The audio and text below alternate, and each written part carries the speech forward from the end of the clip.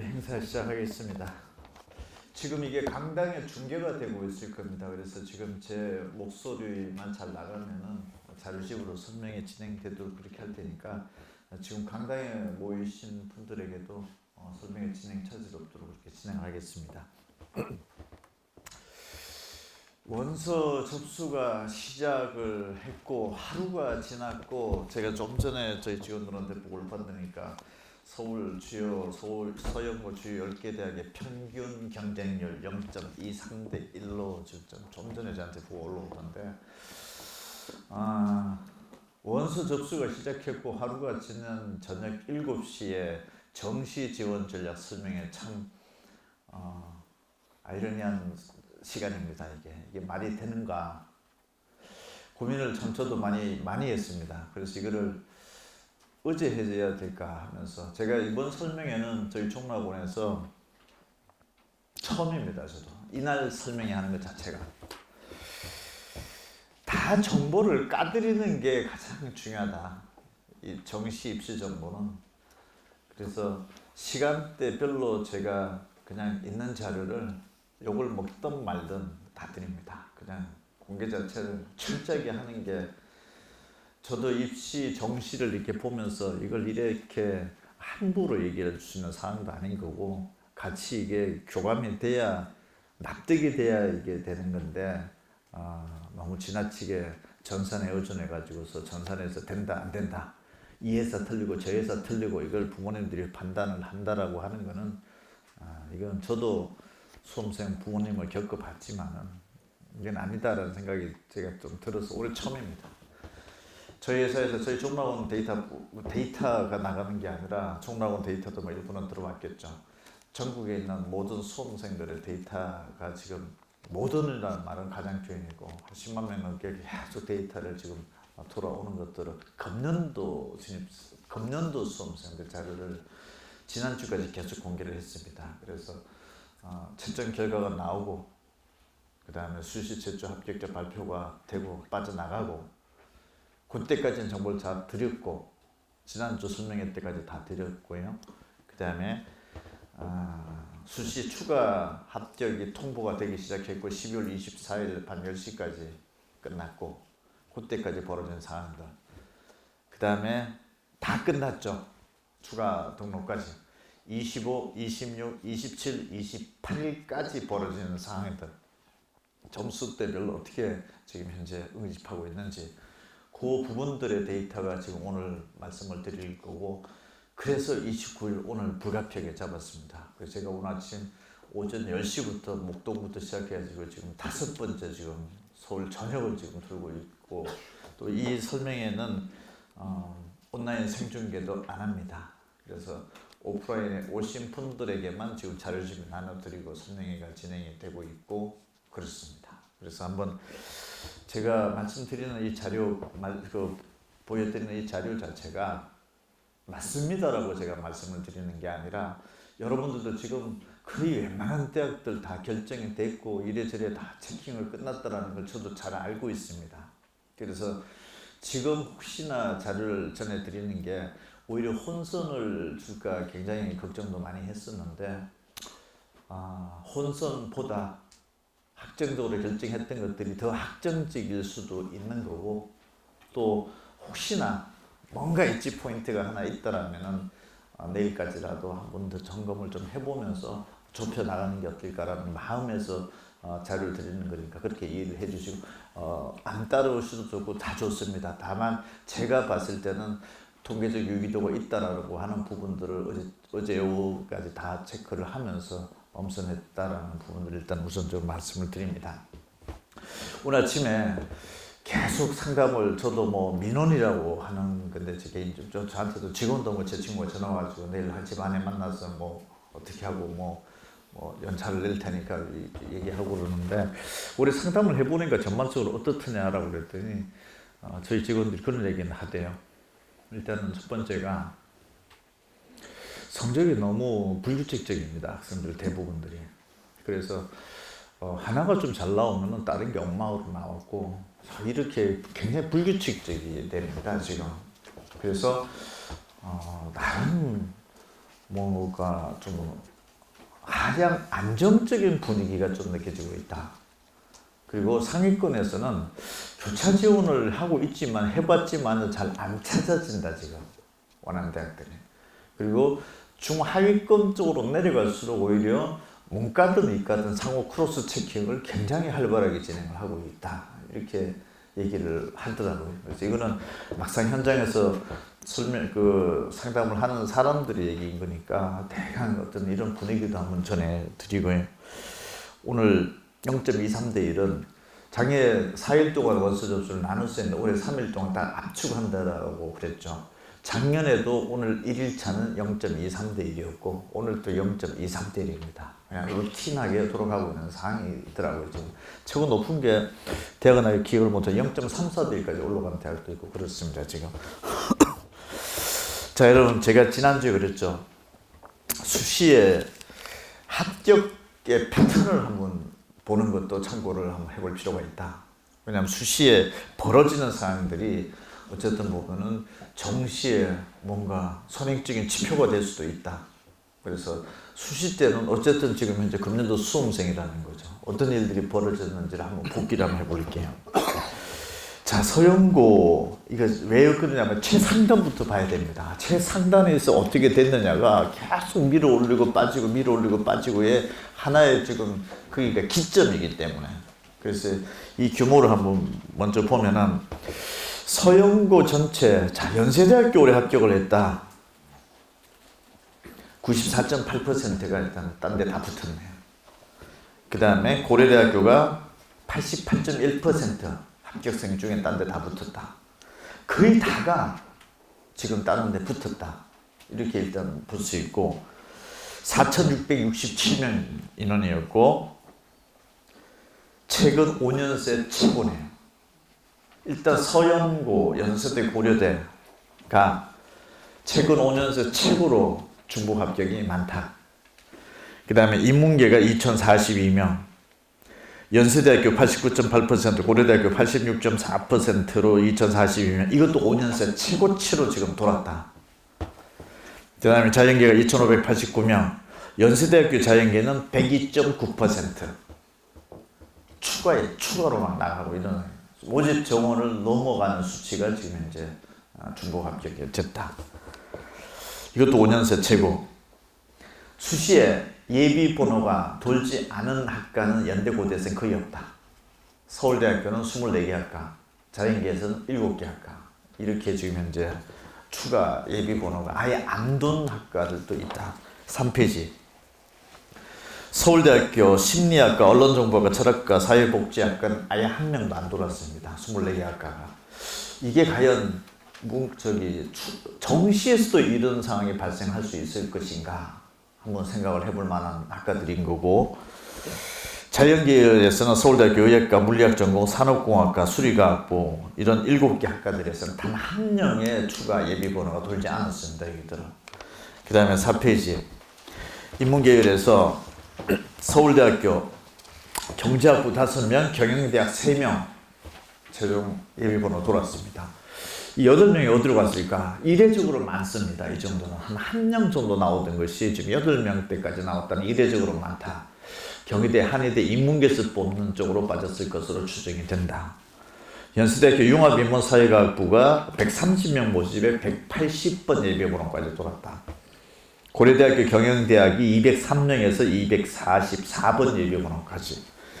자연계 쪽에서는 서울대 첨단융합학부가 29번, 연세대 전기전자공학부가 94명 선발에 172명, 고려대학교 전기전자공학부가 131명 선발에 181번 예비번호까지 돌았습니다. 연세대, 서울대학교가 연세대학교는 2차까지 공식적으로 발표를 했고 연세대학교는 4차까지 발표를 하고 전화통보는 안 들어갔고 고려대학교가 1차, 2차까지 발표를 했던가 그렇게 하고 그 다음부터 그냥 전화통보가 들어갔었고 끝까지 12월 24일까지 추가까지 계속 돌면서 그 추가 합격을 했던 애들이 12월 24일 밤 10시까지 다 대학을 붙여놨는데 그 사이에 또 무슨 일이 벌어져가지고 등록금을 끝까지 안 냈다 라고 하면은 일단 수시에서 타임아웃에 딱 걸려서 그때까지 돈 안 낸 거는 펑크입니다. 그래서 이 인원이 이제 정시로 넘어오게 되는 거고, 여러분들은 정시 때도 마찬가지로 딱 정시 몇 날 며칠까지 등록금을 딱 내라고 했는데, 그때 계속 전화가 걸려와서 딴 데 붙고 나가버렸다. 그것도 펑크가 발생할 수가 있는 거죠. 그래서 수시에 이런 정도 펑크가 났는데, 정시에서도 과연 내가 지원하는 대학 학과가 펑크가 날 가능성이 있는지 없는지 일단 수시사항을 먼저 들여다보면은, 서영고에서 368명을 못 뽑았습니다. 서영고에서도 368명, 최상위권 대학에서 368명을 못 뽑았다라는 것은 수험생 입장으로 봤을 때는 서울대, 연세대, 고려대 붙으면은 여러 군데 동시에 붙으면서 성적이 내신이 좀 괜찮으면은 널널하네라는 생각이 들 수가 있고, 대학 입장에서는 암만 좋은 대학이라도 수시에 이래 뽑기 어려웠구나. 최근 4년 새 최고로 뽑기 어려웠던 해입니다. 지금 이 대학 입장으로 들어가 보면은 이거 정시 때도 큰일 나는 거 아닌가라고 고민이 지금 서로 거고, 여기서 어떤 성적이 특정 성적대가 도달해버리면은 그냥 가지고 놀고 있는 상황이었다. 이렇게 볼 수 있고, 인문계 쪽에서는 그런데 서울대, 연세대, 고려대가 95명밖에 미등록이 없어요. 미충원이. 잘 뽑았다는 얘기죠.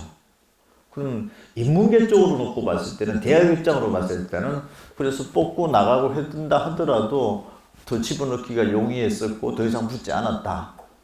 덜 돌았다는 얘기가 되죠. 막판에 그 등록금 내고 그 최종적으로 발표하고 그 사이 등록금 내는 마감 시간까지. 그러면 인문계는 어떻게 해석을 해야 되느냐? 학교 내신 성적 좋은 애들이 너뿐만 아니라 좀 절비하게 있다. 그래서 뭔가 같이 막 붙고 이런 상황이 아니고, 붙은 걸로 딱 그냥 픽스 돼버리는 거고 타이트하다. 그래서 우리가 얘기를 했죠. 올해 이상하게 문과가 좀 많습니다. 수시 때 지원자도 많고 수능 응시생도 이건 문과로 볼 수 있는 애들 아닙니까? 이렇게 했는데 역시 수시에서는 좀 타이트한 상황이 벌어졌네요. 맨 막판 끝까지 놓고 봤을 때. 그 다음에 자연계는 263명이 펑크가 났습니다. 이거는 최근 5년 새 최고로 서영고 입장에서 뽑기 어려웠다. 이것들은 뽑고 나면은 딴 데 붙어다가 계속 나오고 뽑고 나면 붙고 이렇게 되다 보니까 263명이라는 인원이 펑크가 생겼다. 그러면은 이과에서 학교 내신 성적이 어느 정도 됐던 애들은 이곳저곳 그냥 골라서 붙는 계속적인 추가 합격의 통보가 왔다. 이게 정시로 넘어갈 때는 어떻게 될 것이냐? 어느 정도 특정 수능 점수가 도달했던 서영고급 이상의 학생들은 굉장히 복수적인 대학에 붙을 가능성도 일단은 수시상으로 봤을 때는 선행상으로 나타나지 않았느냐, 선행지표상으로 봤을 때는 가능성이 있지 않느냐. 그래서 현재 구도로 봤을 때는 이과 최상위권은 청 자체가 확실하게 제가 봤을 때는 작년 의대 모집 정원 1,500명 확대로 인해서 웬만한 애들이 다 빨려갔다 작년도에. 그래서 금년도로 2월 됐던 재수생이라든지 반수생들의 규모도 작아졌고 성적 컨디션 자체도 생각보다는 상당히 안 좋지 않느냐. 이러다 보니까 이렇게 대학 입장에서 뽑기 어려워졌고 그만큼 펑크가 5년 새 최고치로 나지 않았느냐. 이렇게 일단은 수시사항은 점검이 되고 있고, 자 이제 6페이지 가보면은 먼저 서울대 경영대학은 작년에 2025학년도 정시 최종, 2026학년도 정시 최종 54명 똑같네. 수시 2월에 생기든 안 생기든 이제 여러분들 입장으로 봤을 때는 인원이 어떻게 바뀌어졌느냐. 정시 선발 인원. 그 다음에 연세대학교 통합인문사회과학부 작년에 73명이었는데 올해는 57명으로 뚝 떨어졌습니다. 자, 이건 중대 변수가 발생했느냐 안 했느냐. 73명 뽑는 거하고 57명 뽑는 거하고는 글쎄 이거 뭐 영향이 없습니다라고 누가 자신있게 얘기할 수 있겠습니까? 또 이런 부분들이 발생할 것이다라고 예측을 하고 과연 예측 점수가 발표가 됐겠느냐, 이런 것들은 의문시 될 수 있습니다. 당연히 이 부분들은 고려를 할 수가 없습니다. 대한민국의 입시 구조에서 이 부분이 고려해서 여러분들한테 발표할 수 있는 상황 자체가 못 됩니다. 이 부분이 언제 공개되느냐? 26일 날 공개되는 거거든요. 자, 여러분들은 26일 이전에 뭐 했습니까? 대강의 예측을 하고 이렇게 해가지고서 지금 진단을 받고 오는 아웃라인이 나왔단 말이에요. 근데 그때 모집 정원이 이렇게 변화가 되기 시작한 겁니다. 26일, 27일, 28일, 심지어 오늘 오전까지 공개가 안 된 대학들도 있었습니다. 그게 대한민국의 입시고 원서 접수가 오늘 딱 시작이 되고 3일 동안에 끝나는데 여러분 26, 27, 28이 이 엄청난 변화들이 사실은 생긴 겁니다. 학과별로 놓고 보면은. 그래서 연세대학교 뭐 경영학과다. 작년에 166명 선발리는데 올해 117명입니다. 고려대학교 경영대학 121명인데 124. 어떻게 미세한 변화가 있습니다. 자, 여러분들이 지원하고자 하려고 했던 정시의 대학의 학과의 모집 인원은 작년이나 금년이랑 비교를 해봤을 때 늘어났느냐 줄어들었느냐. 청구는 당연히 했어야 되는 거고 혹시 안 했다면 봐보십시오. 그래서 이거는 플러스 알파가 요인이 생기게 되면은 모집 정원이 늘었다 괜찮은 거 아닙니까? 그냥 상식적으로 그냥 그게 결과적으로 괜찮지 않고 어떤 변화가 없습니다. 함부로 얘기할 수는 없는 거예요. 우리가 마치 경쟁률이 아무리 높다 하더라도 합격률이 높아지진 않습니다. 이런 얘기 또 솔직히 함부로 할 수는 없는 거예요, 이게. 근데 모집 정원이 바뀌어졌다고 하는 부분들은 추가 예비 번호에도 영향을 미칠 수가 있는 거고 예비 번호에 영향을 미칠 수 있다는 얘기 자체는 합격선의 변화가 있을 수 있는 상황이 되는 거죠. 그리고 나랑 상관이 없는 대학의 학과의 모집 정원이 변한 것도 정시의 구조가 원서를 세 군데 쓰다 보니까 나랑 상관이 없는 저 위의 대학에서 변화 자체도 내 대학에 영향을 미칠 수가 있는 거죠. 연쇄적으로 추가 합격에 따른 이동수가 지금 발생을 하기 때문에. 그래서 이런 변화가 지금 발생했고 자연계 쪽에서는 뭐 서울대학교 약대 같은 경우에 20명 선발해서 24명으로 지금 증가된 상황이고 컴퓨터공학부가 27명에서 38명, 연세대학교 지금 현재 시스템 반도체공학과가 25명에서 32명, 뭐 첨단 컴퓨팅학부가 58명에서 70명, 꽤 큰 변화들이 있죠. 그 다음에 8페이지 고려대학교도 뭐 컴퓨터학과가 46명에서 57명 이런 식으로 좀 상당히 큰 폭의 변화가 발생했다. 그 다음에 9페이지 성균관대, 서강대, 한양대, 중앙대, 경희대, 이대, 외대, 시립대 이렇게 쭉 보면 2025학년도, 2026학년도 정시 최종 인원을 보면은 그냥 비슷하게 왼쪽 오른쪽 비슷한 구도로 갖고 간다라는 게 느낌으로 오지 않습니까? 학과별로는 아니고 전체적인 그 큰 틀의 대학의 전체적인 상황으로 보면 10페이지 자연계도 마찬가지고 왼쪽 오른쪽은 비슷하죠. 그러면은 자, 대표님, 서영고는 저렇게 5년 만에 최고로 많이 돌았고, 뽑기도 제일 잘 못 뽑았고, 펑크도 많이 났다라면서요, 서영고는. 그런데 성산이나 좀 내려와 보니까 어때? 비슷비슷하죠, 지금. 이거를 어제도 해석을 하면서 막 저희 직원들 회의를, 이거 어떻게 해석을 해야 되느냐. 뭔가 지금 알고리즘에 같이 돌아가줘야 되는데, 저 위가 많이 돌아서 밑에도 막 돌고 막 이런 상황들이 진행이 됐었어야 되는데, 지금 뭔가 어느 순상에서 딱 끊긴 느낌이 들지 않느냐. 서영고 쪽 라인과 그 밑에 라인의 층 자체가 좀 다르지 않겠느냐. 지금 서영고 층에 있는 층의 자체는 얇아졌다, 지금. 그러니까 그냥 지그재그로 막 붙어버리고, 추가도 많이 돌고, 펑크도 많이 났다.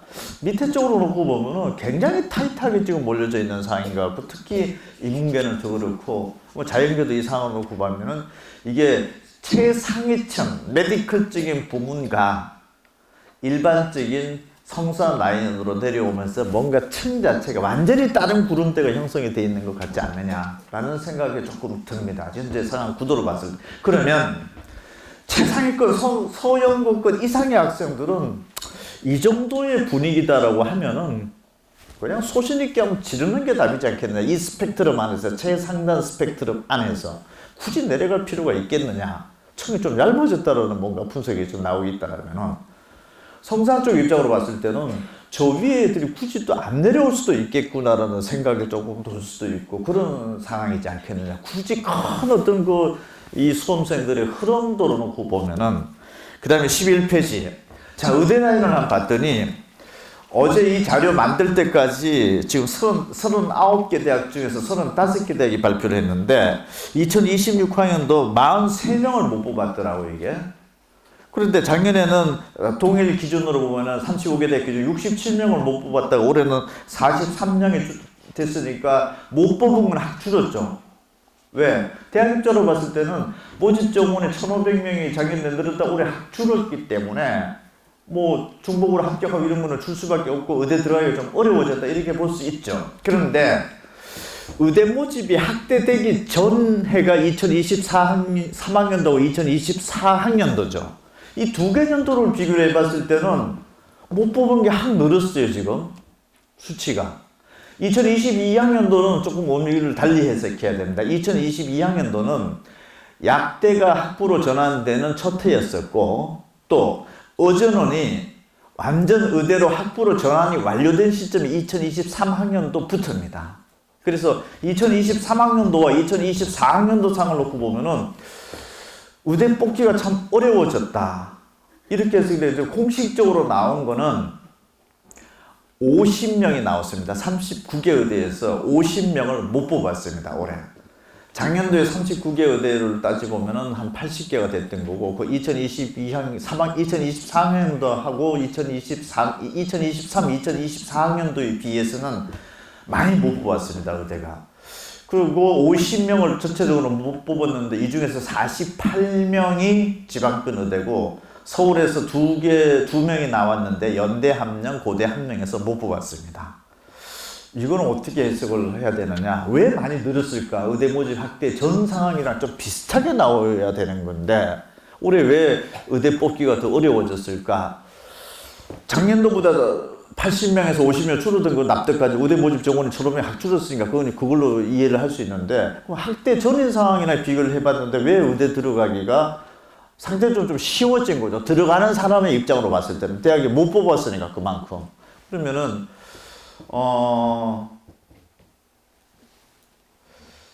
수시 수능 최저 맞추기도 어렵지 않았겠느냐. 특히 지방권에 48명이 나왔는데 보통 지방권 의대를 하더라도 수시 수능 최저 조건이 한 3개 등급합 4 이 정도를 요구를 하고 있습니다.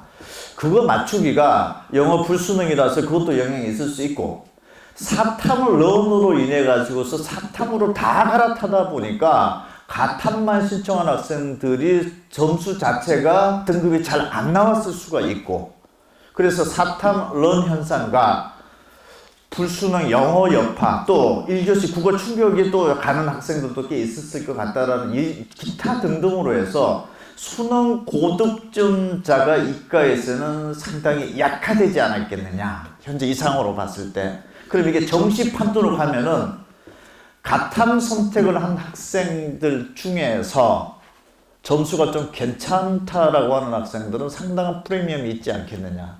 기존 다른 해에 비해서 현재 요 정도 상으로 익히고 있고 이게 내일 아침자에 기사가 나갈 수 있습니다. 의대 전국 39개 의대에서 50명 못 뽑았고 48명이 지방권이었고 불수능이 여파가 될 수도 있고 메디컬 쪽의 상위권 학생들의 경쟁 구도는 지난해 그전에 비해서는 조금 느슨해질 가능성이 있다. 그만큼 수능 성적 고득점 학생들의 층 자체가 얇아지지 않았느냐 이렇게 지금 현재 이거는 나랑 의대랑 상관없는 건데 왜 이렇게 이것도 관심 있게 들어야 되느냐. 층 상단에서 변화는 중요한 변화가 되는 거죠. 그 밑에까지 영향을 미칠 수가 있는 거기 때문에. 그 다음에 12페이지만 의대 쪽으로 보면은 뭐 지방권에서 인제대가 제일 많이 지금 못 뽑았고 그렇습니다. 13페이지에 정시에 추가 합격이 어느 정도 도는지 이제는 관심을 가져야 되죠. 수시 상황은 한번 점검을 해본 거고 여러분 대학 학과 정시 때 지원하고자 하는 대학들도 한번 점검을 한번 해보십시오. 13페이지 정시로 간다.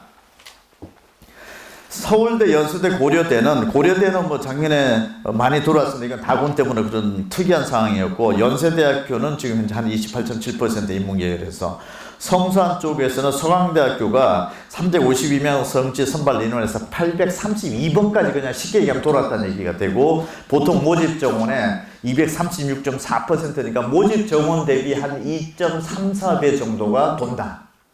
그 다음에 중경 이외시 쪽에서도 거의 한 200%, 뭐 작게는 한 100% 언더째가 나오는 것도 있고 대학이 조금 더 라인업이 좀 내려가면서 좀 바뀌어질수록 어느 정도가 돌고 있구나라고 하는 정도를 일단 감을 한번 다시 한번 리세팅을 한번 해보십시오.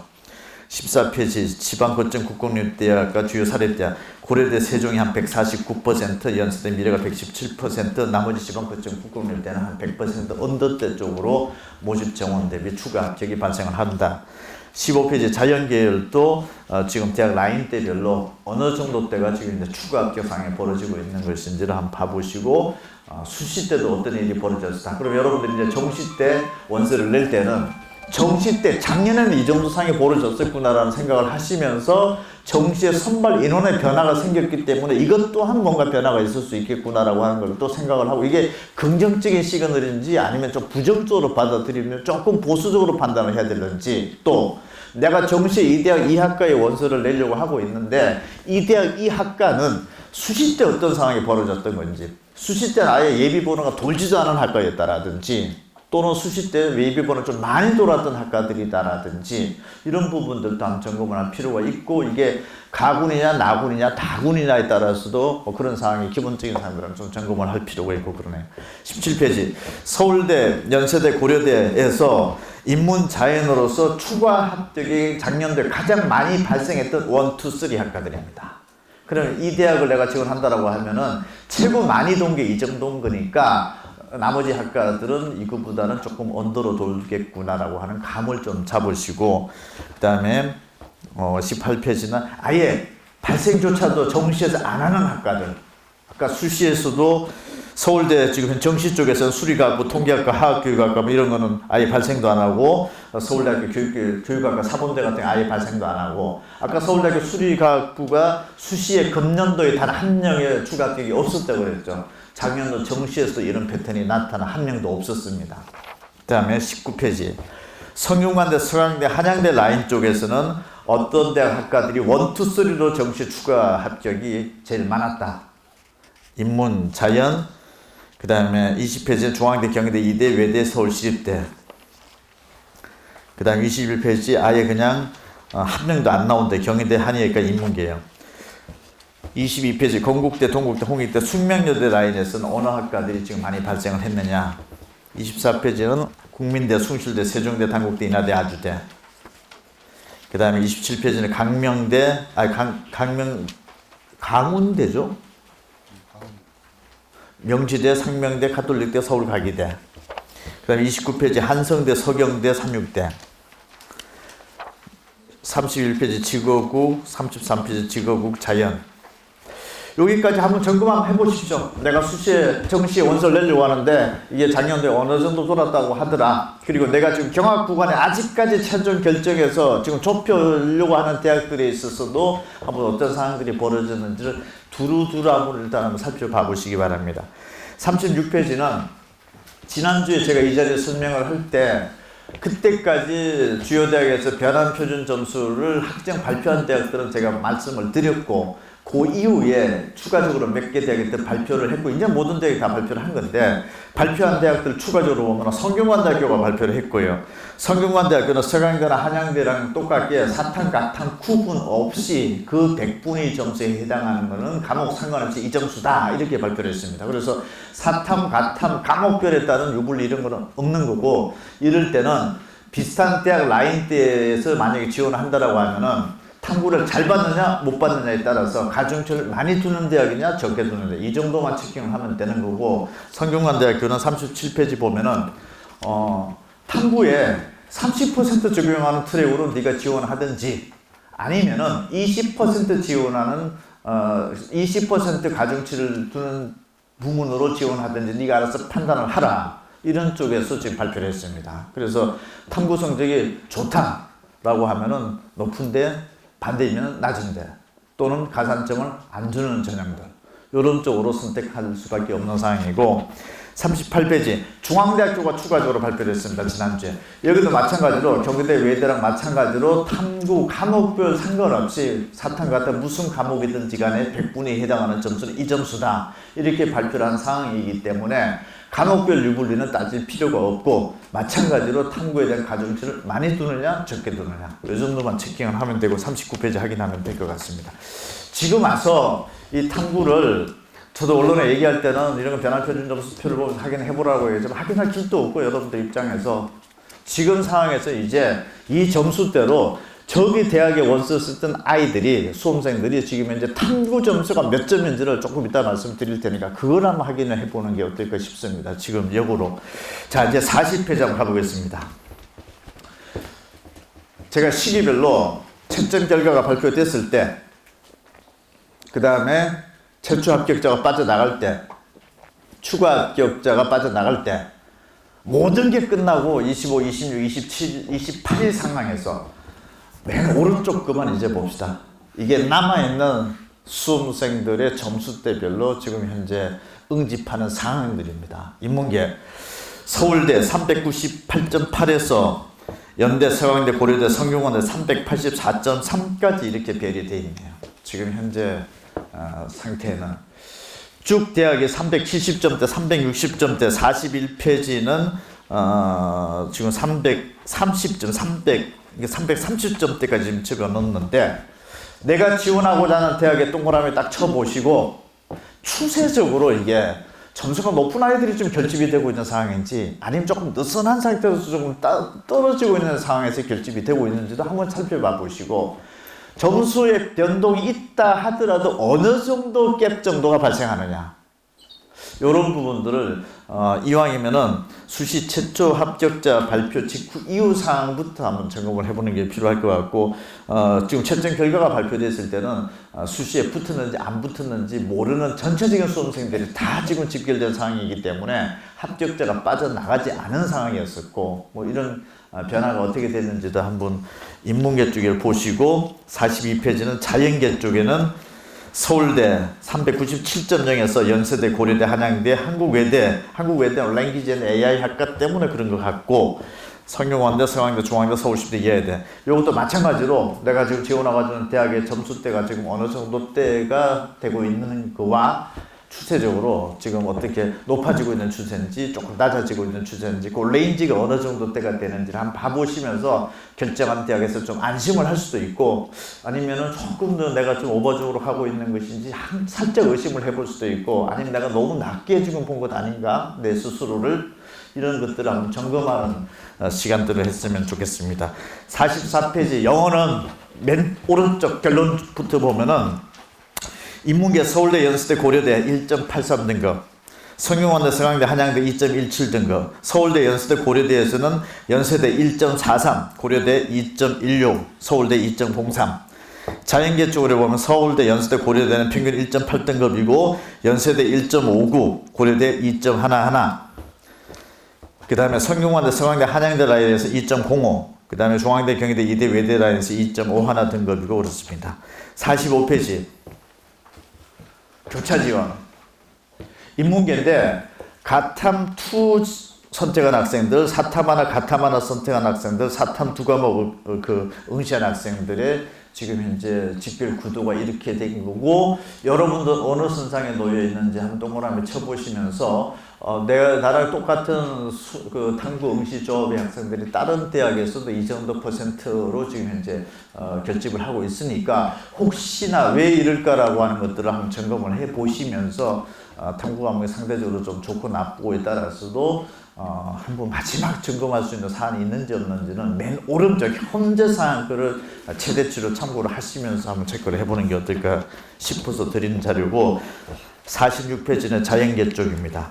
여기서 이제 사탐 두 과목 선택한 학생들이 대학의 라인을 좀 내려올수록 비율이 좀 높게 형성되는 대학들도 나타나고 있네요. 사탐 두 과목임에도 불구하고 자연계 쪽을 지금 현재 체킹하고 있는 게 한 30%가 좀 넘어가고 있는 대학들도 상당수가 발생을 하고 있는 상황이니까, 이 또한 한번 체크를 해보면서 원인과 이유가 뭘까라고 하면서 대학의 선택 범위를 조금 더, 아직까지도 하루 정도 시간이 더 있으니까 조금 더 확장적으로 해볼 수 있는지도 한번 생각을 해보시고, 47페이지. 자, 점수대를 보면은 상식적으로 올해 사탐에 다 물렸죠. 그럼 사탐 두 과목 선택한 학생들이 조합적으로 봤을 때 그냥 상식적으로 고득점이 나올 수밖에 없는 구도이겠죠, 이게. 그냥 등급이 인원이 당연히 많을 테고, 등급이 많다는 얘기 자체는 인원에 따라서 100분위 점수라고 하는 것도 등수 석차에 따라서 하는 거니까, 등수 석차가 그 퍼센티지에 들어오려면 인원이 많아야 된다는 그밖에 없죠. 그러니까 사탐 두 과목 선택한 조합이 점수는 제일 높을 겁니다. 당연히 이거는. 그래서 지금 이제 인문, 자연, 대학의 라인대별로 지금 현재 원서를 낸 학생들 중에서 사탐 2과목 선택한 학생들이 전 라인에서 사실은 점수가 가장 높게 형성이 되어져 있다. 이게 상식적인 걸 겁니다. 금년도 입시의 아주 큰 특징 중에 하나인 거죠. 그래서 만약에 가탐 2과목만 선택을 했다. 가탐 2과목만 선택을 한 학생들은 점수 자체가 낮게 분포될 수밖에 없는 거고, 그 낮게 분포된 학생들이 올해 이과 학생도 숫자도 적기 때문에 모집종합은 비슷한데 낮은 애들만 다가 있기 때문에 정시에서 크게 불리하다 이렇게 볼 수도 없는 거고, 수시 때는 큰 낭패를 봤죠. 등급 때문에. 근데 정시 때 가보면 어차피 이제 100분위 점수에 해당하는 표준 점수를 하는 거니까 너나 나나 같이 낮은 걸 가지고 석차를 매기는 방식이기 때문에 뭐 낮다고 하더라도 지나치게 의기소침할 필요도 없는 거고, 반대로 가탐 2과목을 냈는데 높다.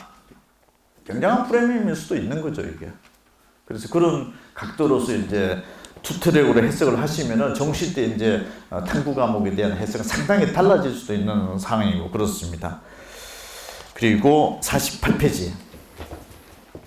미적분 기하, 확률과 통계, 미적분 기하 선택을 했는데 인문계열 학과 쪽에서 현재 미적분 기하가 선택률이 많은 대학들 한번 체크를 해보시고 이유가 있을 거고, 미적분 기하에서 페널티가 있는지 없는지, 없으니까 뭐 이렇게 한번 점수가 괜찮다면은 자율계 쪽에서 안 나오니까 문과 쪽으로 한번 찔러보기도 하고 그런 상황이 벌어지는 것 같고, 그 다음에 49페이지 자연계 쪽에서 확률과 통계인데 지금 자연계 학과 쪽으로 한번 찔러보고 있는 상황들이 대학 라인대별로 어떻게 되어 있는지 한번 살펴보시고요. 50페이지. 여러분 성적표랑 다시 한번 성적표를 갖다 놓고 한번 체크를 한번 해보십시오. 인문계다, 서울대, 연세대, 고려대다, 연세대학교 최종급만 이제 볼게요. 연세대학교 390.4다, 국어 137.5, 수학 123.1, 탐구 129.8, 영어 1.4 등급. 만약 여러분이 지금 연대를 한번 인문계 쪽을 지원해 본다라고 하면은 점수대가 이래 나오는데 여러분들 거랑 비교를 해보면 어떨런지. 그 다음에 성균관대 서강대 쪽에서 성균관대학교가 384.3, 133.8, 124.0, 126.4, 영어는 2.1. 그 다음에 51페이지. 국민대학교 가보면 366.1, 123.7, 120.3, 122.2, 2.7. 이걸 갖다 놓고 내가 어디에서 지금 현재 약간 상승 하락에 있는지 이게 비교를 해보면서 가중치를 좀 제대로 타고 있는 건지, 전혀 이해를 못한 상태에서 그냥 찔러주는 대로 가고 있는 것인지 한번 점검을 한번 해보시는 게 어떨까 싶고, 이 또한 왼쪽과 오른쪽에 텀 기간대별로 보면서 이게 높아지는 점수대로 결집이 되고 있는 것인지 아니면 좀 낮아지고 있는 대로 좀 결집이 되고 있는 것인지 이런 부분들도 한번 참고를 해 보십시오. 52페이지 자연계 고려대학교가 389.3, 132.6, 128.1, 128.5, 2.1 등급. 그 다음에 저 밑에 가보면은 숭실대학교 369.8, 122.3, 125.2, 122.4, 2.5 등급. 여기까지 한번 봐보죠. 53페이지는 대학 그룹핑 내에서 지금 집중도 서영구다 일단 연대 집중하고 있고 고대 서울대 순서네요. 그 다음에 성서안이다 성균관대학교에 결집하고 있고 서강대 한양대 라인 쪽이네요. 그 다음에 중경이위에다 경희대 쪽에 집결하고 있고 한국외대 중앙대 이하여대 라인이고, 그 다음에 동국대, 건국대, 홍익대, 숙명여대, 서울시립대는 동국대 좀 집결하고 있는 분위기고, 이것도 왼쪽과 오른쪽 체종을 한번 보시면서 집결구도 대학이 달라지고 있는 것인지 아니면은 같은 트렌드로 지금 나타나고 있는지도 생각을 하시면서 여러분들도 대학의 선택 범위를 지금 좁혀오는 과정에서 어떠했는지 한번 살펴봐 보시기 바랍니다. 그 다음에 54페이지는 서울여대, 한성대, 고려대, 세종, 충북대, 덕성여대, 서경대, 삼육대, 강원대, 동덕여대 라인대로 지금 현재 형성이 되고 있고, 55페이지 자연계 쪽에서는 고려대 쪽에 지금 직결이 되고 있고, 자연계 쪽에서는 메디컬 부분 쪽으로 좀 빠지다 보니까 일반 학과 쪽에서 움직이는 들은 지금 현재 고대 쪽에서 지금 직결이 되고 있는 상황이고 그러네요.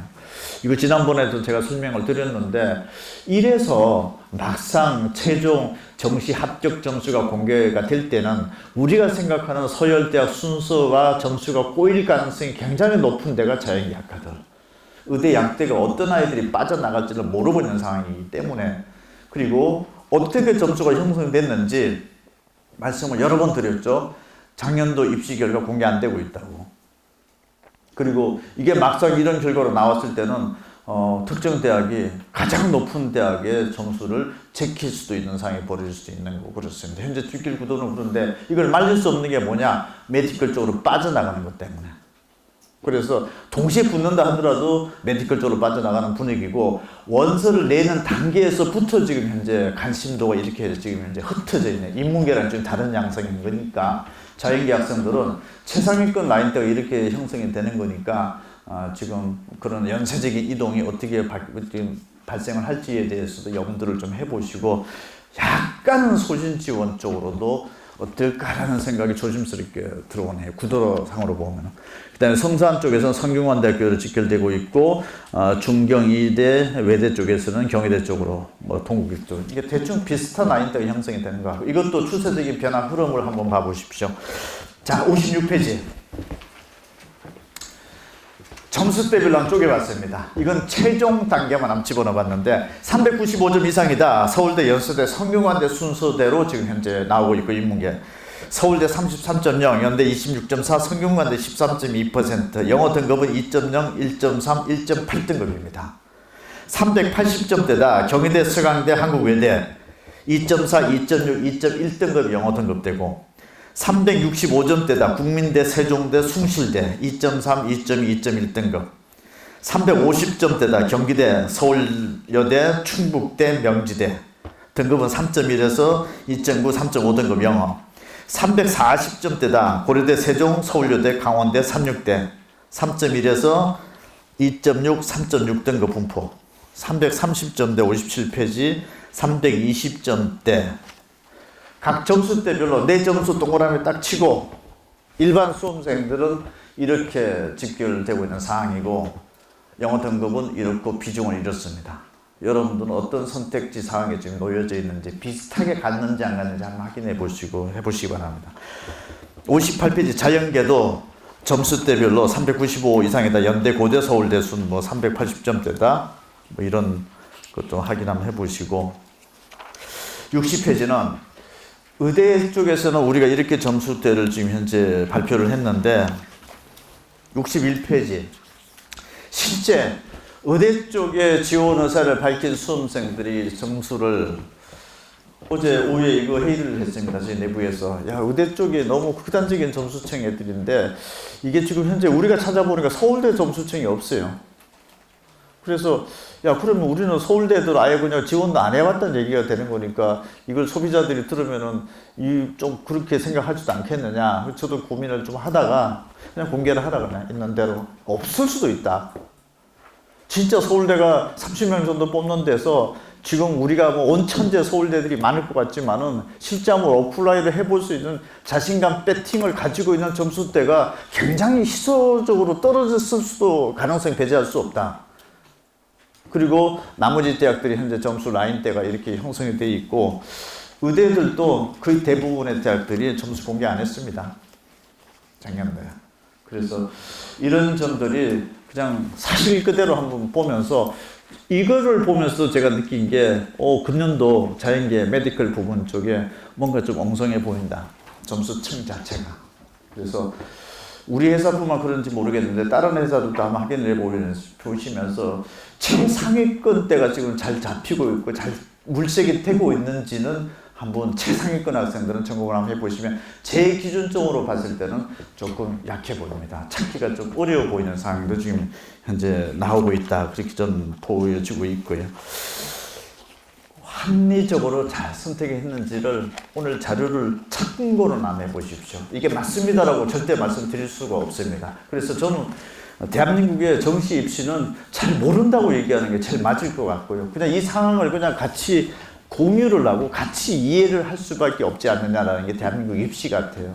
저 많은 복잡한 계산식을 갖다 놓고서 업체도 어려울 것 같고요. 저 입력해서 다 하는 거는 저도 업체마다 다 고생을 하고 어마어마한 고생들입니다. 저런 업체가 많지도 않습니다. 또 국내에서. 어마어마한 작업들이 진행되고 있는 거고 뭐 진학성 의무관에 엄청나게 노력과 노하우들 가지고 있는 기업들이고 그런 거 다 인정을 합니다. 저도. 그런데 저게 100% 이거다라고 얘기할 수 있는 거를 참 말하기는 모두들 어려울 것이다라는 거. 그래서 그냥 저는 있는 그대로 한번 공개를 한번 해드리면서 어쩌면은 이런 방식대로 또 수정해야 될 가능성도 배제할 수가 없는 거죠. 우리가 항상 막연하게 저기는 대단히 무서운 집단들이 많을 것이냐라고 또 겁을 먹기도 하고 그러는데 막상 까보면은 해볼 만한 그룹핑이었다. 우리가 굉장히 아주 컨덴스, 아주 밀집적으로 돼 있을 것 같았지만은 아닐 수도 있는 상황이 있을 수도 있는 거고요. 그래서 여러분 점수대가 각자 지금 다르게 있는데 너무 겁먹지 마시고 그냥 대충 보면은 그 내 점수대에 해당하는 나머지 학생들의 분포도도 참고치로 한번 활용을 하시면서 안심이 가게끔 더 학정적으로 굳힐 수 있는 것도 있고 마지막 하루 남았는데 뭔가 조금 각이 하나 나온다라고 하면은 좀 체크를 해볼 수 있는 시간이 됐으면 좋겠습니다. 2026학년도 제가 수시 때부터 지금 정시 때까지 설명회를 굉장히 지금 많이 하고 그랬었는데 2026학년도 대학 입시의 설명은 이게 마지막인 것 같습니다. 그래서 어쨌든 1년 내도록 아마 저 설명회 때 수시 때부터 오신 분들도 아마 계실 것 같고 나름 최선을 다해서 했는데 어쨌든 다음 버전 쪽에는 뭐 재수 내년도 판이 어떻게 될지 이런 부분들이 이제 집중적으로 진행이 될 거고 그렇습니다. 마지막까지 내일이라도 또 궁금하고 또 정보 찾기 어려운 부분을 학원에 꼭 말씀을 해 주십시오. 그러면은 어떤 형태가 됐든지 간에 여러분들한테 그 궁금한 정보들은 좀 제공을 해 드릴 수 있도록 조치를 할 테니까 그렇게 하시고 원장님 어떻게 진행할지 좀 말씀 좀 해 주시고 어쨌든 정시 원서 잘 내시고 좋은 결과 있으시고 혹시나 한 판 더 한다 하더라도 너무 쫄지 마십시오. 재수하면은 성적 안 오른다 이런 거 다 옛말입니다. 그거 오래전에 사람들 얘기하는 거고 열심히 하면 다 돼요. 오히려 한 판 더 하는 게 인생에서 아주 큰 전환점이 될 수 있고 하는 거니까 무슨 결과가 나온다 하더라도 좀 편안하게 마음을 좀 먹고 그러십시오. 좋은 결과 있으십시오. 고맙습니다.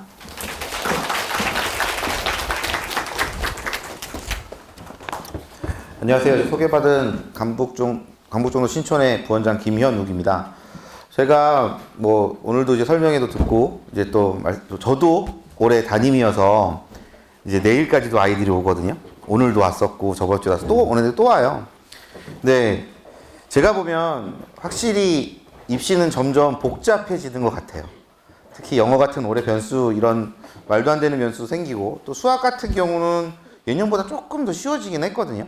오히려 올해 같은 경우 국어가 많은 변수를 갖고 있는데 기본적으로 올해 다 좋은 결과 있으셨으면 좋겠고요. 아까 임 대표님도 말씀하시고 원장님도 말씀하시는데 저는 이제 와서 상담하는 걸 되게 권해요. 우선 아이랑 같이. 이유는 뭐냐면 저는 지금 오늘 학원 프로그램을 간단하게 설명해 드리고 말 거긴 하지만 가장 제가 상담을 하면서 또 아이들의 시험을 보면서 올해 가장 이슈가 뭐냐면 저는 그런 것 같아요. 아이들한테 항상 요즘 얘기 제일 많이 하는 게 하고 싶은 걸 선택하지 말고 잘 나올 수 있는 걸 선택하라고 얘기를 해요.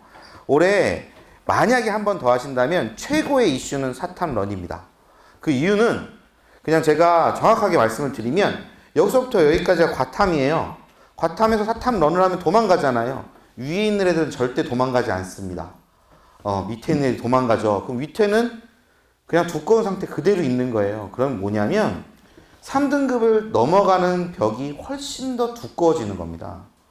그러면 내가 과탐을 못해서 과탐이 가능성 없어서가 아니라 잘하는 애들이 너무 잘해서 가는 거예요.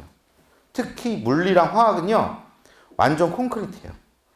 왜냐하면 서울대를 가려면 선택을 해야 돼요. 서울대 의대 가고 싶으면 선택하고 서울대 약대 가고 싶으면 선택하고 서울대 수의대 가고 싶으면 무조건 선택을 해요. 걔네들은 몇 등급 맞을까요? 무조건 1등급이죠. 근데 애들이 없어요. 걔네들도 2등급 맞을 수 있어요. 올해 같은 경우, 내년에 같은 경우도 2등급도 서울대를 갈 수 있는 상황이 생길 수도 있어요. 실제로. 그러면 우리 아이가 과연 3등급 이상을 맞을 수 있을까? 정말 고민해 봐야 되는 부분이고요. 사탐런이 아니라 이제 사탐은 올해는 대세예요. 제가 모든 선생님들하고 얘기해 봤는데 과학은 이제 메이저 학원 말고는 다 열지도 못할 수도 있어요. 올해는. 정말로. 진짜 사탐이 너무 많아져서. 그럼 사탐을 사문이랑 생윤을 선택할 때 무엇을 선택할 것인가? 다 이걸 물어보세요. 저는 오히려 그것도 반대예요. 생윤이랑 사문은 많이 선택했기 때문에 잘하는 애도 많아요. 오래 한 애도 많고요. 우리 아이가 잘 볼 수 있는 걸 하는 게 맞다니까요. 왜 많이 선택한 걸 선택하려고 그래요? 우리 아이가 2등급을 맞을 수 있는 거, 우리 아이가 1등급을 맞을 수 있는 거, 우리 아이가 3등급은 무조건 맞을 수 있는 걸 선택하셔야 되고요. 만약에 두 개 다 잘 보기가 힘들다면 하나라도 정복을 하셔야 돼요. 이게 제가 올해 다시 시작한다면 말씀드리고 싶은 부분이고요. 또 하나, 이제 시작반을 만약에 오신다면 되게 일찍 결정하시는 거잖아요. 그러면 장점도 있어야 되고 혜택도 있어야 되잖아요. 저희는 정규반을 가게 되면 2월 23일 날 정규반이 시작됩니다. 이유는 뭐냐면 설날 전주에 추가 모집이 다 끝나고요. 설 끝나고 바로 다음 주 월요일이 2월 23일이에요. 그럼 그때 재수를 다 하겠죠. 진짜 대학 못 간 아이들이. 지금은 뭐예요? 가고 싶지 않은 것도 있고 애매하기도 하고 무언가 일찍 결정을 했잖아요. 그러면 장점을 가져야 된다고 제가 말씀을 드렸잖아요. 저희 같은 경우는 정규반에 15명짜리 반과 25명 내외 반이 두 개가 있습니다. 정규반은 25명 내외가 정규반이에요. 정확하게. 그러면 15명 반은 뭐예요? 그래서 그 부분을 저희 모든 N수 시작반은 15명으로 시작합니다. 와, 너무 적은 거 아니에요? 맞아요. 적은 거 맞아요.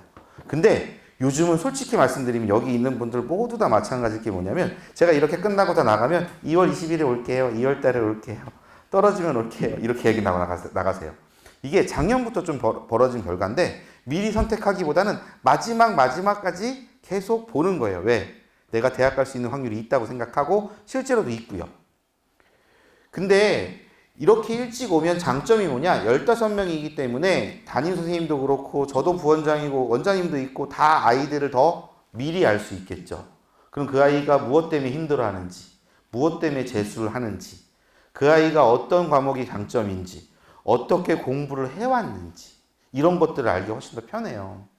그래서 저희가 15명을 무리가 됨에도 불구하고 하는데 15명 못할 수도 있죠. 14명일 수도 있고 17명일 수도 있어요. 솔직히 말씀드리면 그래요.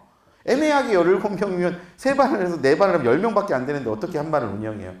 정확하게 말씀드리면 15명 내외로 운영을 할 거지만 최소한 20명은 넘지 않습니다. 19명 넘지 않을 겁니다. 왜냐면 18명 넘어가면 더 운영할 수 있으니까요. 근데 중요한 건 뭐냐면 이 정도 운영을 했을 때 아이하고 저희하고 소통할 수 있는 게 크다라는 거고요. 그렇게 됐을 때 정규반 가면 25명 손해보는 거 아니죠. 공부할 때 가장 적정 인원은 25명이 맞아요. 왜? 그래야 공부 잘하는 아이도 보이고요. 공부 못하는 아이도 보여요. 15명이면 있잖아요. 2명만 졸아도 있잖아요. 다 조는 것처럼 보여요. 25명이면 2명은 안 보여요.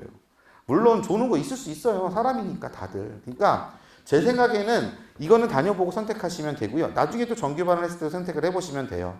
그래서 25명이 꼭 좋다, 15명이 꼭 좋다 이건 아니지만 분명한 건 N수 시작을 먼저 결정하시면 15명으로 시작할 수 있다는 게 저희 최고 장점이고요. 저희는 기본적으로 반 구성을 수학 위주로 합니다. 제가 아까 전에 임성호 대표님 마지막에 그 얘기 하셨잖아요. 다시 한번 한다면 오른다고. 100% 오릅니다. 이건 제가 장담 드릴 수 있어요. 요즘은 100% 올라요. 근데 그게 얼마만큼 오르는지가 중요한 것 같아요. 이따가 우수사례에서 저희 반 애들도 있을 거고 제가 또 말씀드릴 것도 있겠지만 1등급 올라도 오르는 거예요. 4등급이 3등급 때도 오르는 거, 7등급, 6등급 때도 오르는 거예요. 당연히 1년 더 하면 올라요. 제일 잘 오르는 게 어떻게 보면 수학은 1등급 오르는 게 되게 쉬워요. 지금 수학은 완벽하게 어떤 문제가 나온다는 걸 알려주고 그 부분에서 어려운 문제가 어떻게 나오느냐에 따라서 등급이 바뀌어요. 그래서 정말로 제가 수학을 가르치지만 전 수학을 전공했지만 3등급 만드는 거, 2등급 만드는 건 그렇게 어렵지 않아요. 1등급이 어렵지. 3등급 만들면 그만큼 노력하면 되고 3등급보다 더 노력하면 2등급 될 수 있어요. 근데 우리 아이는 왜 안 되냐고요? 수학만 해야 돼요. 이렇게 되면. 아니면 수학에 센스가 있어야 돼요. 아니면 수학을 오랫동안 해왔어야 돼요. 근데 수능은 지금 보시면 알지만 수학으로 대학 가지 않아요. 올해 같은 경우는 뭐가 제일 유지제? 영어, 국어, 탐구예요. 탐구 때문에 억울한 분 엄청 많고요. 국어 때문에 억울한 사람도 엄청 많아요. 그러니까 전략을 잘 세워야 돼요. 전략은 어디가 잘 세워준다? 저는 개인적으로 종합학원이 잘 세워준다고 생각합니다. 전략을 제일 안 세워주는 데가 어딜까요? 독학 재수죠. 왜요? 본인이 책임지고 본인이 하는 거기 때문에 해봤거든요. 저도 독학을 상담도 해보고 해봐요. 그만둬요. 상담 많이 하면 많이 할수록 귀찮다. 왜 건드리냐? 난 플랜이 있다. 냅둬라. 종합은 이런 것들을 다 도와줄 수 있어서 종합인 거고요.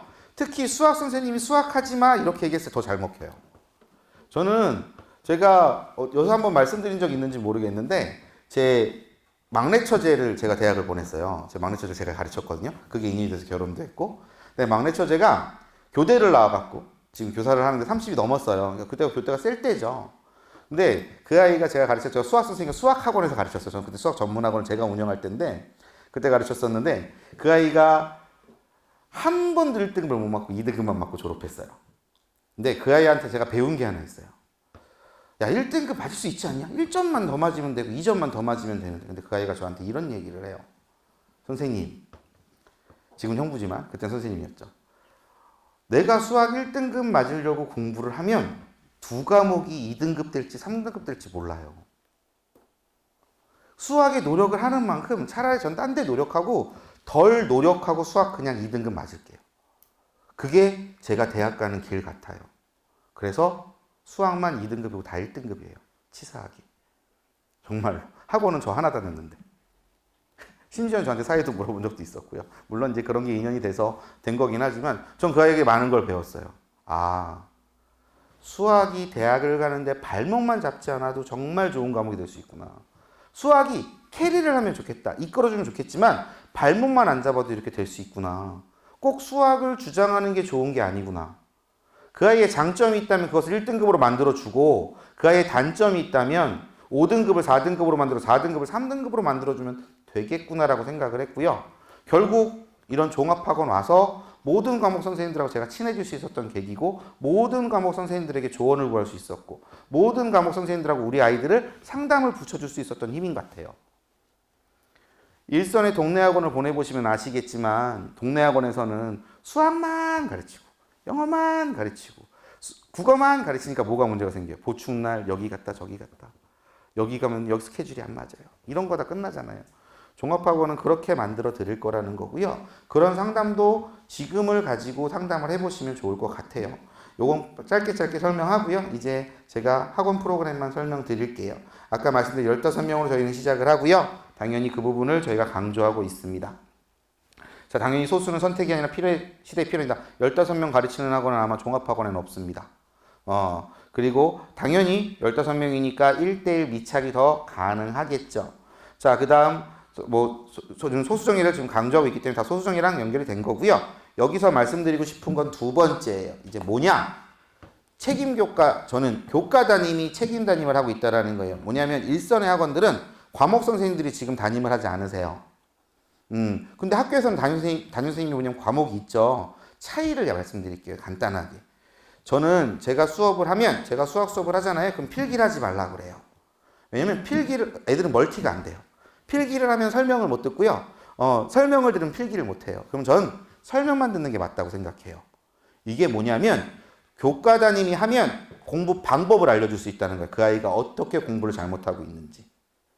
그러니까 뭐냐면 요즘 아이들은 필기하는 게 공부라고 생각해요. 근데 진짜 한번 가만히 생각해 보세요. 수학 필기를 여태까지 내가 몇 번 봤나? 수학은 푸는 거지 필기를 보는 게 아니잖아요. 암기 과목이 아니잖아요. 절대 필기할 필요가 없어요. 그러니까 제가 아이들한테 그렇게 얘기를 해요. 공부는 그렇게 하는 거라고. 이 공부 방법을 갖고 가르쳐줘요. 대표적으로 잘못된 것 중에 하나가 뭐냐면 저는 인강이라고 생각을 해요. 인강이 뭐가 잘못됐냐면 만약에 이렇게 생각을 해보세요. 넷플릭스를 내가 오늘 드라마를 봤어요. 대사가 기억나는 분 있으세요? 처음부터 끝까지? 하나도 안 빼놓고? 그래야 인강을 잘 보는 거죠. 인강을 처음부터 끝까지 대사를 다 외워야 되는 거 아니에요? 제가 오늘 이렇게 말씀드리면 이 대사를 다 외워야 되는 거 아니에요? 그럴 수 있을까요? 우리가 드라마 보면 뭐가 생각나요?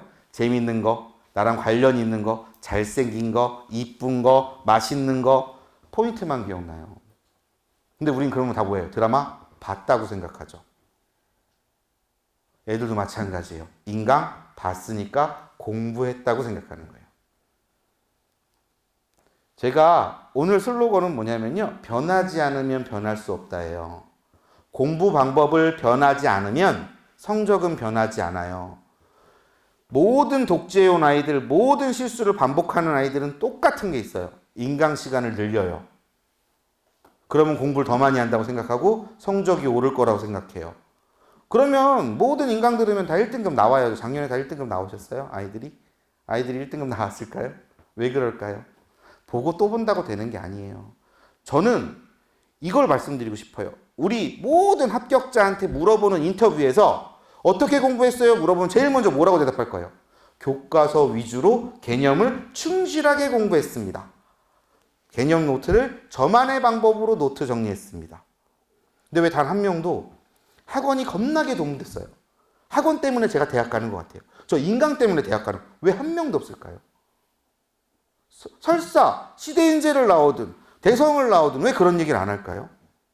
맞아요. 공부는 본인이 하는 거예요. 그 방법이 지금 애들이 잘못된 거예요. 왜? 편하게 공부하려고 그러니까. 공부는 불편해야 돼요. 학습이잖아요. 배울 학자에다가 익힐 습자예요. 우리 아이들은 배울 학자만 하고 있어요. 습자를 안 하고 있고. 만약에 우리 학원을 보내시고 다시 한번 시키신다면 습을 강조하셔야 돼요. 기본적으로 1학 2습이라는 얘기를 제일 많이 해요. 1시간 학습에 2시간 익히는 시간이 필요하다. 저희가 하루가 보통 이따 스케줄표 잠깐 보여드리겠지만 14시간 정도 하루 일과가 14시간 정도 있고요. 그 중에 약 5시간 정도가 수업 시간이에요. 종합학원 5시간밖에 안 돼요. 그것도 평일 기준으로. 주말까지 하면 있잖아요. 공부할 시간 많아요. 근데 왜 독재는 안 되고 좀 생각해 보세요. 1년 365일을 맨날 14시간씩 혼자 한다고 생각해 보세요. 저는 일도 그렇게 못할 것 같은데 돈도 많이 준다. 다들 그러잖아요. 그러니까 요즘 뭐 스터디 이듬에서 카메라 켜놓고 하잖아요. 공부를 혼자 14시간 하는 건 쉬운 일이 아니에요. 그리고 했던 것도 하고 했던 것도 해요. 수업을 듣고 자기가 부족한 게 뭔지도 배워야 되고요. 그것을 내가 놓친 거를 누군가가 설명해 줬을 때 훨씬 도움이 되는 거예요. 진짜로 공부 잘하는 아이들은요. 수업도 열심히 듣고 혼자 공부도 열심히 해요. 근데 왜 우리 아이는 수업을 안 듣고 싶어해요? 수업을 선택해서 듣고 싶어해요? 아까 그랬잖아요. 쉽게 공부하려고 그런다고. 쉽게. 그러니까 저는 조금 공부는 불편해도 되지 않나라고 생각하는 편이고요. 아까 말씀드린 대로 저희는 교과 담임이 그래서 장점입니다. 그래서 다른 데는 생활 담임이면 왜 그게 단점인가요? 이렇게 말씀을 드리면 이거예요. 애가 어떻게 공부하는지 몰라요. 플래너 보고 시간만 아는 거예요. 3시간 공부했네. 야, 너 3시간 공부해서 들러왔으니까 4시간 공부해. 야, 너 혼자 공부하는 게 안 되나 보다. 인강 봐. 걔가 인강이 어떻게 보는지 궁금하지 않죠.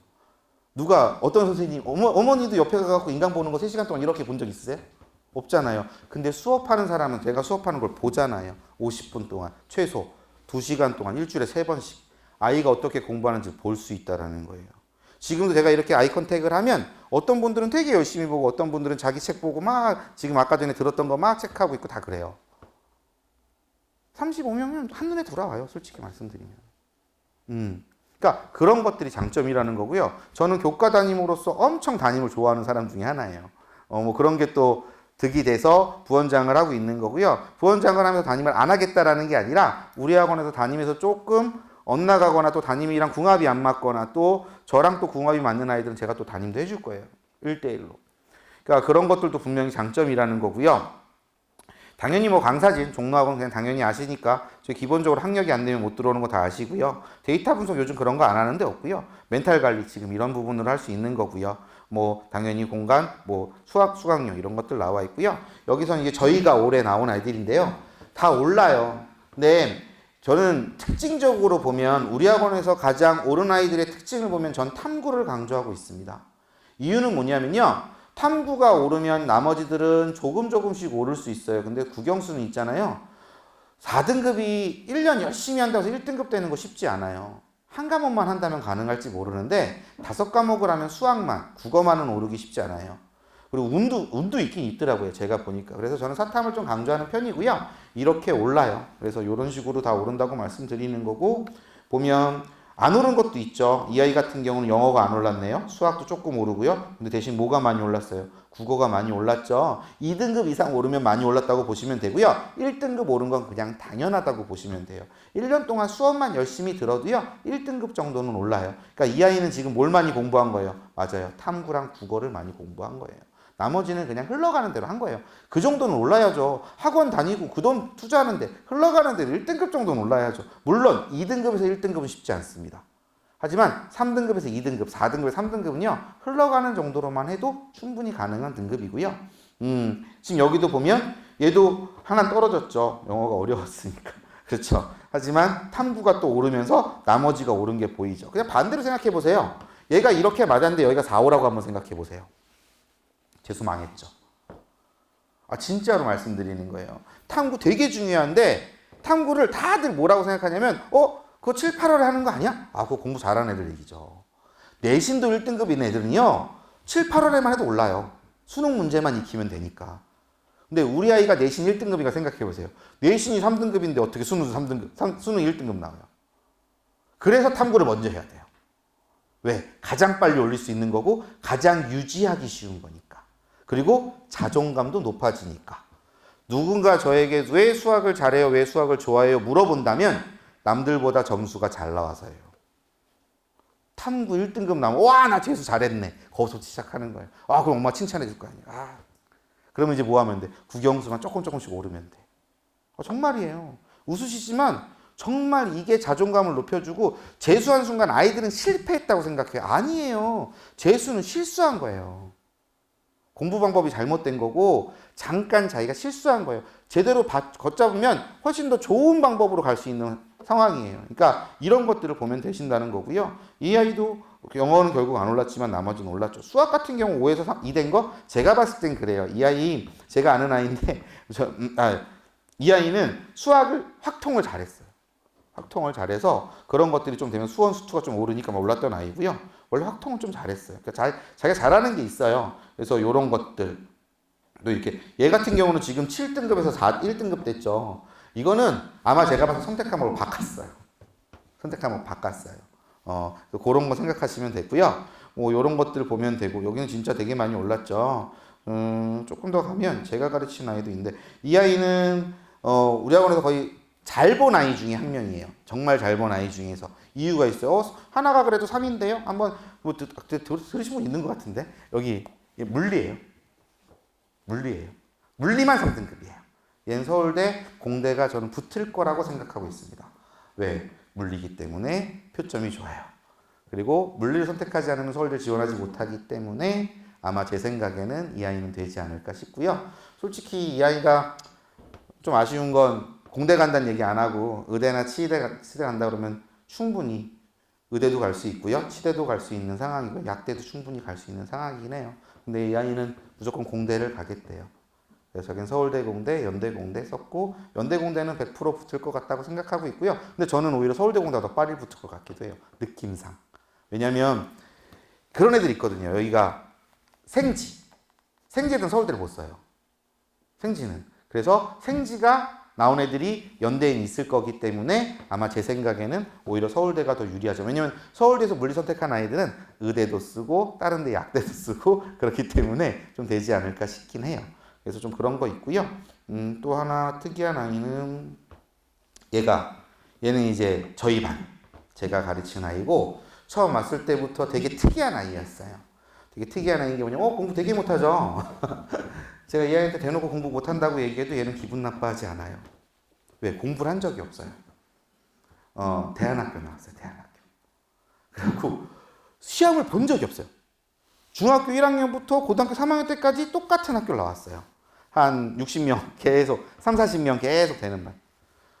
재밌대요. 공부가. 전 얼마나 가나 봤어요. 처음에. 근데 이 아이한테 얘가 그때 물어보시더라고요. 얘가 탐구 뭐 선택했냐고.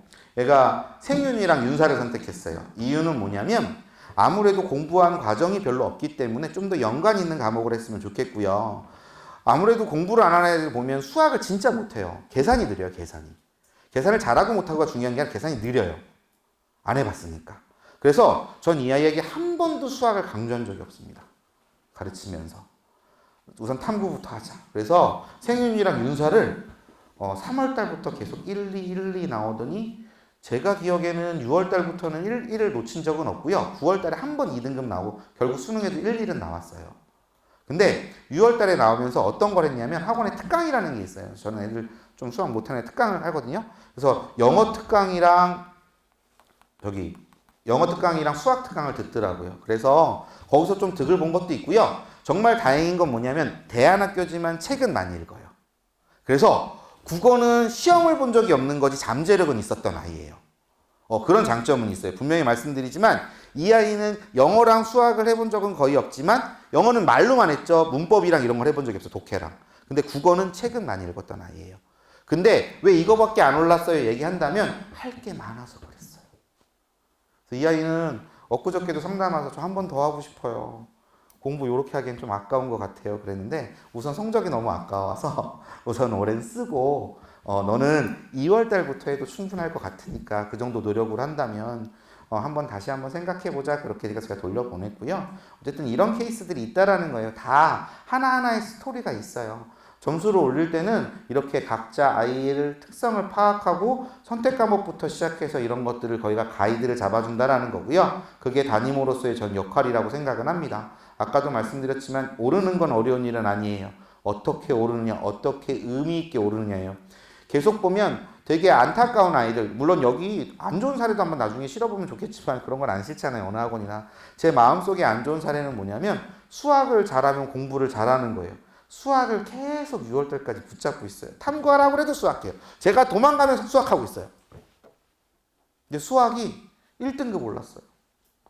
다른 애들 탐구 3등급, 4등급 오르고 국어 1, 2등급 오르는 거예요. 근데 그러다 보니까 뭐가 됐어요? 6월이 됐고 7월이 됐어요. 마음이 급해요. 그러니까 딴 과목을 하죠. 수학이 다시 떨어져요. 너무 속상해요. 솔직히 얘기하면. 그러니까 뭐냐면 꼭 열심히 한다고 오르는 것도 아니지만 그렇게 그게 있잖아요. 어렸을 때부터 수학 잘하면 공부 잘하는 거다. 수학 잘하면 똑똑한 거다. 걔는 그게 머릿속에 있는 거예요. 그러니까 나는 재수를 했으니까 수학만 잡으면 난 재수 성공하는 거야. 그 마음으로 온 거예요. 와, 근데 힘들어요. 그 마음 바꾸기가. 근데 그래도 나중에 믿음이 생기고 또 그렇게 한번 하면 또 그때부터는 또 말 듣기도 해요. 근데 중요한 건 좀 믿음이 생겼으면 좋겠고요. 아까도 얘기했지만 조금 일찍 결정해 주신다면 아이들하고 저하고의 소통도 생기고 믿음도 생기니까 이렇게 잘못된 거를 바로잡을 수 있는 기회가 더 많다고 말씀드리는 거고요. 무조건 일찍 보내라고 말씀드리는 건 아니지만 다들 장점이 있다라고 말씀드리는 거고요. 그런 얘기들이 있다라는 거고요. 이렇게 학원에 모집 요강 있고요. 이런 건 다들 저희 홈페이지에 있으니까 잘 보고 오시면 되고요. 요거 마지막으로 이따가 좀 마지막은 아니지만 설명을 드릴게요. 저희 학원은 7시 50분까지 등원해서 10시까지 수업을 하고 있습니다. 그래서 7시 50분에 오면 의례적으로 조례를 해요. 저는 아이들에게 오늘 어저께 잘 잤냐? 이렇게 애들 보고 어디 상태 안 좋은 애들 있나? 마스크 안 쓰고 온 애가 마스크 쓰고 온 애가 있나? 이런 거 한번 보고요. 기본적으로 영단어 테스트는 보고 있습니다. 그냥 아이들이 성실한지 보는 거예요. 영단어 외운다고 영어가 오르진 않아요. 솔직히 말씀드려서. 그렇지만 영단어를 계속 외우는 것도 습관이고요. 영단어를 알고 있어서 손해볼 건 없기 때문에 이걸 기본적으로 보고 있고요. 그 다음에 1교시부터 4교시까지가 오전에 수업 되는데요. 보통 국, 영, 수 위주로 수업이 된다고 보면 돼요. 근데 학교랑 똑같다고 보시면 돼. 거기에 음미, 체, 그리고 뭐가 내가 선택하지 않은 과목은 빠진 거예요. 그럼 국영수만으로 오전을 다 채울 수는 없어요.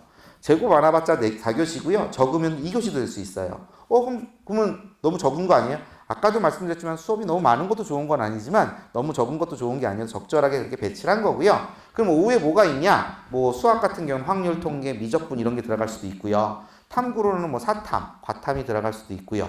또 화작, 엄매가 들어갈 수도 있고요. 그러면 오후에 그렇게 생기는 건 3시간 연속 수업인데 보통 7교시면 끝나겠죠. 평균 내보면 하루에 아까 5교시. 5교시 정도라고 말씀을 드렸죠. 보통 그 정도 나오고요. 그러면 나머지 시간에 뭐 하냐? 학습 컨설팅이라고 여기 써져 있죠. 이게 뭐냐면 담임 선생님이랑 플래너를 갖고 얘가 일주일 동안 공부를 어떻게 했나, 어떤 걸 많이 했나, 어떤 걸 적게 했나, 어느 정도 아이가 이해한 상태에서는 그게 저는 소통의 창구라고 생각합니다. 그래서 되게 보면 재밌는 게 뭐냐면 초반에 다 뭘 하냐면 자기가 좋아하는 거, 잘하는 걸 제일 많이 해요. 수학하다가 수학이 싫으면 다시 국어 보게 되고요. 또 국어 보다가 국어가 싫으면 다시 수학 보게 되고 애들은 다 똑같아요. 그걸 실제로 적어보면 처음에 플래너잖아요. 계획을 세우는 게 제일 좋아요. 원래 아침에 와서 이 시간에 플래너를 짜는 거예요. 근데 플래너를 만약에 못 짜요. 아이들은 해본 적이 없어서 진짜 최상위권 아이들 잘 못해요. 그래서 저는 뭐라고 그러냐면 학습 결과 보고서라고 처음엔 얘기를 해요. 아, 네가 공부한 거 체크를 해라. 체크를 하다 보면 네가 뭐가 부족한지 보이고 그게 플래너로 발전하면 너는 정말 이제 공부 잘하는 사람 넘어가는 거라고 얘기를 해줘요. 그래서 플래너를 좀 강조하는 편이고요. 학생하고 플래너를 갖고 소통하신다고 보시면 돼요. 그런 거고요. 혼자 공부했으니까 뭐 해야 돼요? 모르는 거 질문해야겠죠? 여기는 뭐 그런 것들 질문하는 게 있고요. 솔직히 저녁은 수업은 거의 없고요. 질문하는 걸로 많이 짜져 있다고 생각하시면 돼요. 근데 그것도 실제로 국어, 수학이 거의 주예요. 영어는 잘 질문 안 해요. 요즘 아이들은. 절대평가되고 나서. 물론 또 올해 어려웠으니까 질문 많이 하겠지. 반대로 얘기하면 올해는 어려웠기 때문에 내년은 조금 더 쉬워질 겁니다. 평가원장 그만뒀잖아요. 새로운 사람이 제일 먼저 쓰게 쓰는 게 뭘까요? 영어겠죠. 국어 때문에 그만둔 거 아니에요. 국어 어렵다고 왜 그만둬요? 상대평가인데. 영어는 정말로 좀 문제는 있었던 거예요. 그래서 그런 거고요.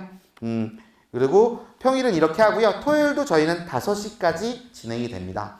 토요일 5시까지 필수로 하고요. 그렇게 되면 어떻게 돼요? 평일 점심, 저녁, 토요일 점심까지는 학원에서 제공을 하고요. 저희 지하가 식당입니다. 한 끼당 7,700원이고요. 한 달 기준으로 봤을 때 약 35만 원 정도 나온다고 보시면 돼요. 끼만큼 내는 거고요. 아까 어떤 어머니가 물어보시더라고요. 도시락 싸면 안 되냐고. 당연히 되죠. 어머니가 힘들까봐 그러지 가장 좋은 건 도시락이죠. 솔직히 얘기하면. 근데 그걸 짜실 수 있는 저희 어머니는 도시락 싸다가 했는데 너무 힘들다고 그거 졸업했다고 했을 때 제일 기쁜 표정이었어요. 제 인생에 봤을 때는. 그래서 어쨌든 그 부분은 당연히 가능하고요.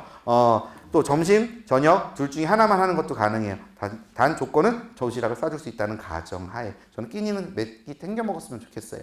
그리고 하나, 그럼 외출이 안 되냐? 외출은 안 돼요. 안타깝게도 모든 아이들에게 공동으로 하고 저희가 급식을 제공하는 건 돈 때문이 아니라 통제 때문에 그런 거고요. 습관 때문에 그런 거라 그때는 안 돼요. 단 언제 되냐? 토요일 날 이제 몇 대부터는 의무자습이 아니니까 토요일 날 저녁, 일요일 날 점심, 일요일 날 저녁은 외출이 가능합니다. 유일하게 외출 가능하고요. 허락 없이 외출 가능한 건 이때뿐이고요. 나머지는 다 핸드폰도 걷고 담임 선생님이 엄마한테 전화 걸고 확인 받아야 저희는 외출이 가능해요. 그럼 도시락 만약에 저희 아이가 특별한 여기 병원을 가서 여기 감옥 아닙니다. 병원 보내드립니다. 병원 가서 만약에 밥을 안 먹으면 3일 전에만 말씀해 주시면 환불도 가능해요. 3일이라는 기간은 왜 나오냐면 저희도 재료를 시킬 거 아니에요. 3일 전에 시키신대요. 저도 잘 몰라요. 근데 전화라고 해서 이렇게 전하는 거고요. 그렇게 돼 있다고 말씀을 드리는 거예요. 그리고 아까 말씀드린 거 다 있고요. 콘텐츠는 요즘 다 많이 강조해요. 저희는 외부 콘텐츠를 쓰는 거에 대해서는 다 열려 있는데요. 저희 내부 콘텐츠는 아까 뭐냐 있냐면 1일 테스트 하는 거랑 실전 주간 평가 아까 말씀 안 드렸는데 토요일 날 오전은 일주일에 한 번씩 시험을 봅니다. 그렇게 해서 약 6만 원 정도가 되고요. 모의고사비가 한 2만 5천 원 정도 돼요. 그래서 8만 5천 원 정도가 저희는 콘텐츠비라고 생각하시면 되고요. 그거 말고는 없어요. 그러면 나머지는 어떻게 해라? 자기가 원하는 건 뭐든 써도 상관없어요. 또 그걸 가지고 질문해도 저희는 그런 거에 대한 거부감은 없습니다. 그러니까 뭐든 쓰셔도 되고요. 저희 이렇게 열려 있다라는 거 말씀드리는 거고요. 아까 말씀드렸듯이 뭐예요? 1월 5일이 첫 번째 개강이고 2월 23일이 두 번째 정규반 개강이라는 거고요. 마지막으로 이것만 말씀드릴게요. 다 궁금해한 게 뭐냐면 여기를 보내면 제일 안타까운 게 뭐냐면 아이들은 성인도 아니고 학생도 아니에요. 엄마들은 궁금하죠. 그래서 집에서 만약에 아이들에게 성적표 갖고 와 그러면 학교 다닐 때도 안 갖고 왔는데 지금은 갖고 올까요? 안 갖고 올까요? 안 갖고 와요. 냅둬. 내가 알아서 할게. 이런단 말이에요. 그럼 궁금하잖아요. 근데 그럴 때마다 담임선생님한테 전화하기는 창피하고요. 다들 어머니도 생각보다 창피하시더라고요. 저는 가끔 어느 순간은 어떤 아버지는 저한테 되게 카톡을 되게 많이 보내는 아버지도 있었고 막 그러긴 한데 뭐 그거는 때에 따라서 많지는 않지만 어쨌든 그런데요. 그걸 이용해서 저희가 그거를 종로 멤버스라는 프로그램으로 저희가 보완을 하고 있고요. 종로 멤버스를 보시면 여기 진학시도 컨설팅이라고 있어요. 상담관리 담임이랑 한 거를 올려놓습니다. 아주 복잡하게 못 올려놓지만 일주일 아까 학습 컨설팅 한다고 했죠. 그 내용들을 간단하게 해서 올려놓을 거고요. 종로 모의고사 성적 분석 아까 모의고사 한 달에 한 번씩 본다고 말씀드렸잖아요. 3월부터 봐요. 3월부터 보면은 그거 가지고 내가 어디를 갈 수 있는지 예측을 하고 있는 거예요. 그리고 그런 것들 성적 분석 아까 뭐예요? 뭘 틀렸고 뭘 맞았고 성적표가 몇 점 되는지를 볼 수 있는 거고요. 오답노트 서비스도 아까 전에 메일 보는 거 나올 수 있고요. 그런 게 어떻게 나오냐? 이렇게 보내는 거예요. 이렇게 어떤 모습이다, 어떤 거다. 담임선생님이 이렇게 쓰신 거, 실제로 쓰신 거예요. 실제로 쓰신 거고요. 그 다음 보면 대학 가는 예측 서비스 이렇게 볼 수 있습니다. 대학 가는 예측 서비스는 솔직히 말씀드리면 아이에게 희망을 주고 어머니한테 희망을 주려고 하는 거고요. 저는 개인적으로 봤을 때 정말 정확하다 그러면 육모, 구모, 수능이라고 생각은 해요. 실제로 그렇게 갈 때 그래도 중간중간은 알아야 되잖아요. 100% 정확하진 않지만 그래서 그런 것들을 본다고 보시면 되고요. 이유는 뭐냐면 육모, 구모, 수능이 가장 아이들이 많이 보는 시험이에요. 재수생까지 포함해서. 산모는 재수생이 볼 수가 없어요. 성적 해주지도 않고요. 풀어보는 거지 풀어보는 것하고 보는 건 다른 거예요. 그래서 등급이 아까도 말씀드린 재수생이 빠졌기 때문에 정확한 등급이 나올 수도 없고요. 그리고 반대로 얘기하면 재수생은 당연히 3월달에 잘 나와야 되고요. 당연하잖아요. 그건 당연한 거잖아요. 그러니까 그런 부분들 생각하시면 이런 걸 볼 수 있다는 거고요. 오답 노트도 이렇게 제공은 해요. 근데 아이들에 따라서는 이용하는 아이들도 있고 또 딸에 따라서는 낫거든요. 요즘은 워낙 콘텐츠가 잘 돼 있으니까요. 하지만 이렇게 뭐 하고 있다? 소통하고 있고 아이들이 집에서 꼭 얘기하지 않아도 알 수 있다라고 말씀을 드리는 거예요. 그래서 이렇게 제가 마무리하고요. 원장님이 마무리 멘트하고 오늘 마무리하겠습니다. 어쨌든 긴 시간 동안 들어주셔서 감사하고요. 만약에 보내주신다면 정말 제 가족을 가르친다는 마음으로 또 종로에서 바뀔 수 있게끔 많이 도와드리겠습니다. 하여튼 그동안 고생 많으셨습니다. 원장님 마지막 하고요. 마무리 할게요.